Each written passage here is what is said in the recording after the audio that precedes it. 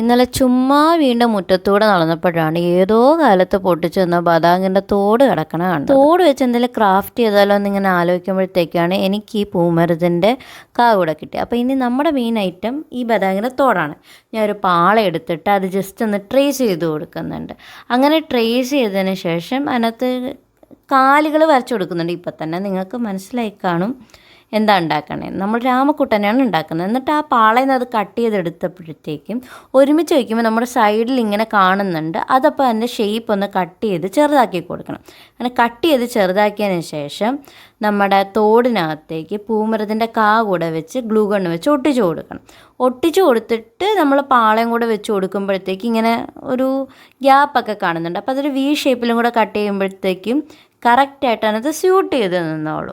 അങ്ങനെ ഒട്ടിച്ചു കൊടുക്കുമ്പോഴത്തേക്ക് നമ്മുടെ ഓമക്കുട്ടൻ ഇവിടെ റെഡി ആയിട്ടുണ്ട്. കാണാൻ ഭയങ്കര ക്യൂട്ടല്ലേ. ഒരു മാഗ്നറ്റും കൂടെ വെച്ച് കഴിഞ്ഞാൽ ജസ്റ്റ് ഫ്രിഡ്ജിലൊക്കെ ഒട്ടിച്ച് വയ്ക്കാൻ പറ്റും.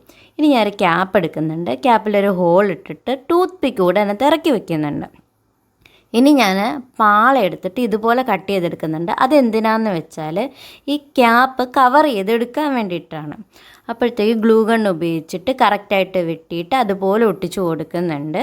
അപ്പോഴത്തേക്ക് നമ്മുടെ സ്റ്റാൻഡ് റെഡി ആയിട്ടുണ്ട്. അടുത്ത പരിപാടി എന്താണെന്ന് വെച്ചാൽ നമ്മുടെ ആമക്കുട്ടനെ അതിനകത്ത് ഒട്ടിച്ച് വെക്കുക എന്നുള്ളത്. ഗ്ലൂ ഗണ്ണ് വെച്ചിട്ട് ഞാൻ ആമക്കുട്ടനെ ഒട്ടിച്ചു കൊടുക്കുന്നുണ്ട്. അപ്പോഴത്തേക്ക് സംഭവം സെറ്റായി.